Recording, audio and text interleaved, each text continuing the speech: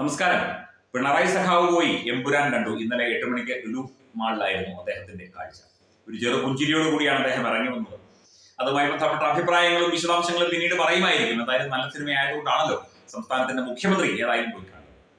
ശിവൻകുട്ടി ആണെങ്കിൽ ഈ സിനിമ കാണണം എന്ന് വിചാരിച്ചിരിക്കുകയാണ്. ഞാൻ കാണും, ഉടനെ കാണും, എന്നിട്ട് അഭിപ്രായം പറയും. എന്ത് അഭിപ്രായമായിരിക്കും പറയുക എന്നുള്ളതിനെ കുറിച്ച് അറിയില്ല. ഇതിലെ 17 സീനുകൾ വെട്ടിമാറ്റുന്നു. എന്നിട്ട് അത് പ്രദർശിപ്പിക്കണം എന്നാവശ്യപ്പെടുന്നു. അതുപോലെ തന്നെ നിരവധി അഭിപ്രായ പ്രകടനങ്ങൾ നടത്തിയിട്ടുണ്ട്. കഴിഞ്ഞ ദിവസം മേജർ രവി നടത്തിയ അഭിപ്രായ പ്രകടനം, തത്സമയം അദ്ദേഹം ഫേസ്ബുക്കിലൂടെ നടത്തിയ അഭിപ്രായ പ്രകടനം നമ്മൾ കണ്ടു. മാത്രമല്ല ഗോകുലൻ ഗോപാൽ ഈ ഒരു വിഷയവുമായി ബന്ധപ്പെട്ട് വലിയ പ്രതികരണം നടത്തിയിട്ടുണ്ട്. അദ്ദേഹം പറയുന്നത് ഇതിനകത്ത് എന്തെങ്കിലും പോരായ്മ ഉണ്ടെങ്കിൽ പരിഹരിച്ച് മുമ്പോട്ട് പോകാൻ ഞാൻ തയ്യാറാണ് എന്ന വളരെ പോസിറ്റീവായ ഒരു കാര്യമാണ് ഗോകുലൻ ഗോപാൽ പറയുന്നത്. രാജീവ് ചന്ദ്രശേഖർ ആണെങ്കിൽ തീർച്ചയായിട്ടും ഞാൻ ഈ സിനിമ കാണില്ല എന്ന് പറയും. സത്യം പറഞ്ഞാൽ ഈ എമ്പുരാൻ എന്ന സിനിമയ്ക്ക് ഇപ്പോൾ വലിയ ഹൈപ്പല്ലേ കിട്ടിക്കൊണ്ടിരിക്കുന്നത്. അതൊന്നും ആലോചിച്ചു. ഇത്രയധികം രാഷ്ട്രീയ മേഖലയിലുള്ളവരും ചലച്ചിത്ര സാംസ്കാരിക മേഖലയിലുള്ളവരും സാധാരണക്കാരും പോലും ചർച്ച ചെയ്യുന്ന തരത്തിലേക്ക് ഈ സിനിമ എത്തിക്കാൻ കഴിഞ്ഞു എന്നത് തീർച്ചയായിട്ടും ആ സിനിമയുടെ ഒരു വിജയമായി കണക്കാക്കേണ്ടതുണ്ട്. 100 കോടി ക്ലബോ അല്ലെങ്കിൽ 50 കോടി ക്ലബോ 200 കോടി ക്ലബോ എന്നുള്ളതല്ല. ഈ സിനിമ ജനകീയമായ ഒരു ചർച്ചയായി നിർത്തുന്നു. ജനകീയ സിനിമ എന്നല്ല പറഞ്ഞത്, ജനകീയമായ ഒരു ചർച്ചയായി നിർത്തുന്നു എന്നത് ഈ സിനിമയുടെ ഒരു വിജയമല്ല. ഈ സിനിമ കൊണ്ട് ഉദ്ദേശിച്ചത് ഇതാണ്. മോഹൻലാലിനെ കുറ്റപ്പെടുത്തുന്നവരുണ്ട്, മോഹൻലാലിനെ ന്യായീകരിക്കുന്നവരുണ്ട്, പൃഥ്വിരാജിനെ കുറ്റപ്പെടുത്തുന്നവരുണ്ട്, പൃഥ്വിരാജിനെ ന്യായീകരിക്കുന്നവരുണ്ട്.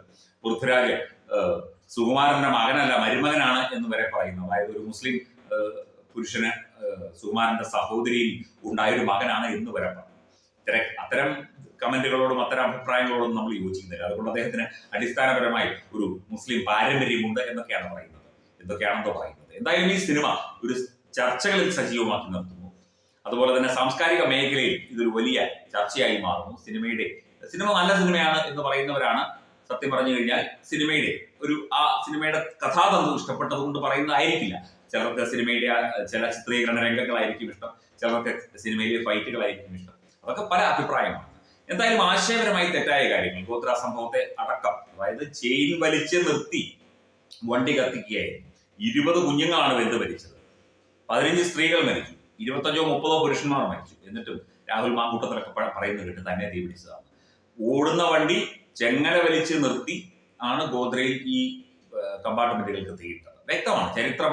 തീർച്ചയായിട്ടും അതിനകത്ത് അന്വേഷണങ്ങളും മറ്റു കാര്യങ്ങളും അന്ന് കോൺഗ്രസ്സാണ് ഭരിക്കുന്നത്. അതൊക്കെ രാഹുൽ മാങ്കൂട്ടത്തിൽ ഓർക്കണം. അന്ന് കോൺഗ്രസ് ആണ് ഈ വിഷയത്തിൽ അന്വേഷണം നടത്തിയത്. എന്തൊക്കെ വന്നാലും ശരി, ഇത് സജീവമായ ഒരു ചർച്ചയാക്കി നിർത്താൻ കഴിയുന്നു എന്നത് എമ്പുരാന്റെ ഒരു സൈദ്ധാന്തികമായ വിജയം. അത് സാമ്പത്തികപരമായ വിജയമാണോ എന്നുള്ളത് പിന്നീട് ചിന്തിക്കാം. പക്ഷേ സൈദ്ധാന്തികമായ ഒരു വിജയമാണ്. ഇത്തരം നെഗറ്റീവ് പബ്ലിസിറ്റി ആണെങ്കിലും പബ്ലിസിറ്റി അല്ലേ. അതായത് അല്പവസ്ത്രധാരണികളായി അശ്ലീല രംഗങ്ങളൊക്കെ തന്നെ അഭിനയിച്ചുകൊണ്ട് സാധാരണക്കാരായ സ്ത്രീകൾ പോലും ഇപ്പോൾ ഇൻസ്റ്റയിലും മറ്റും വരുന്നത് നമ്മൾ കണ്ടിട്ടില്ല. അതൊക്കെ നെഗറ്റീവ് പബ്ലിസിറ്റി ആയിരിക്കാം. അവർക്ക് തെറിയായിരിക്കും കേൾക്കുന്നത്, പരിഹാസമായിരിക്കും കേൾക്കുന്നത്, അല്ലെങ്കിൽ അശ്ലീല ശുഭയുള്ള കമന്റുകളായിരിക്കും കേൾക്കുന്നത്. പക്ഷെ അവർക്കതൊരു പ്രശസ്തിയാണ്, അവർക്കതൊരു മുതൽക്കൂട്ടാണ്. അവർക്ക് ഇൻസ്റ്റാഗ്രാമിലൂടെയും അതുപോലെ തന്നെ മറ്റ് സമൂഹ മാധ്യമങ്ങളിലൂടെയും വരുമാനത്തിനുള്ള മറ്റൊരു മാർഗമാണ്.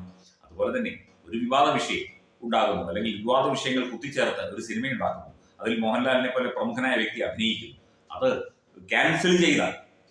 ടിക്കറ്റ് ക്യാൻസൽ ചെയ്ത സ്ക്രീൻഷോട്ടുകൾ പോലും പലരും പ്രചരിപ്പിക്കും.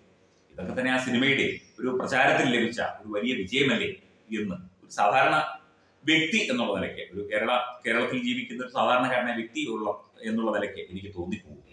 അത് പ്രേക്ഷകരുമായി ഒന്ന് സംബന്ധിച്ചു എന്ന് മാത്രമേ ഉള്ളൂ. തീർച്ചയായിട്ടും പ്രേക്ഷകർക്ക് ഈ വിഷയത്തിൽ അഭിപ്രായങ്ങൾ പറയാം. നിങ്ങൾക്ക് നെഗറ്റീവ് പറയാം, പോസിറ്റീവ് പറയാം, എന്തും പറയാം.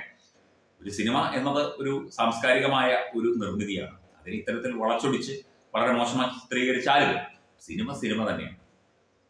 അത് എത്ര പേർ കാണുന്നു, അത് ഏത് രീതിയിൽ അത് ഹിറ്റാകുന്നു, ഏത് രീതിയിൽ ജനങ്ങളിലേക്ക് എത്തുന്നു, ജനങ്ങൾ കാണുന്നു. തെറി പറയാനാണെങ്കിൽ 10 പേർ കൂടുതൽ കണ്ടാൽ അത് തീർച്ചയായിട്ടും സിനിമയ്ക്ക് നല്ലതല്ലേ.